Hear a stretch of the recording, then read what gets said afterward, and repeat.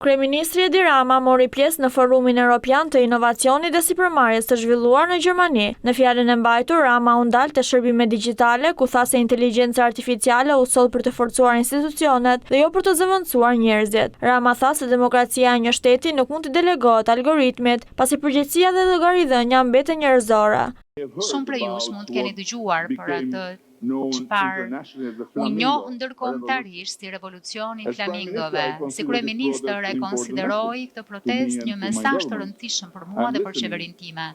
Po dëgjoj dhe po përpiqem ta kuptoj këtë mesazh me shumë kujdes, jo duke numëruar njerëzit në rrugë, por e jo duke matur hashtaget, por duke u përpjekur për të kuptoj shqetësimet, ankthet, shpresat që i sollen njerëzit aty. Qeveria që rresht së dëgjuar, rresht së qeverisuri.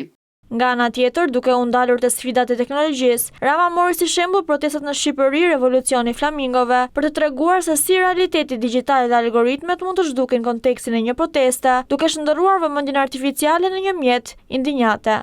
Ai tha se si kryeministër e konsideron protestën si diçka shumë të rëndësishme për qeverinë dhe atë vet, ku theksoi se nuk numëron njerëzit që marrin pjesë në protestë, por përpiqet të kuptojë shqetësimet që shprehen dhe shpresën që sollojnë njerëzit në protestë. Dhe protesta online ndërkohë nuk po përshkruante protestën, por ishte një demonstrim më i madh, më i thjeshtë, më i zemëruar.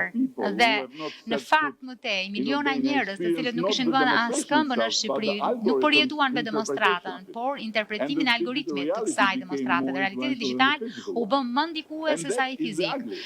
Dhe kjo është e shëmtuar, ajo qytetarët, jo protesta, shtrembrimi, zëvendësimi i realitetit përmes optimizimit, dhe kjo nuk është një histori vetëm shqiptare. Më tej, Rama u shpreh se inovacioni dhe transformimi digjital duhet të shoqërohen me përgjegjësi dhe vlera demokratike, duke nënvizuar se teknologjia duhet të mbetet në funksion të qytetarëve dhe institucioneve.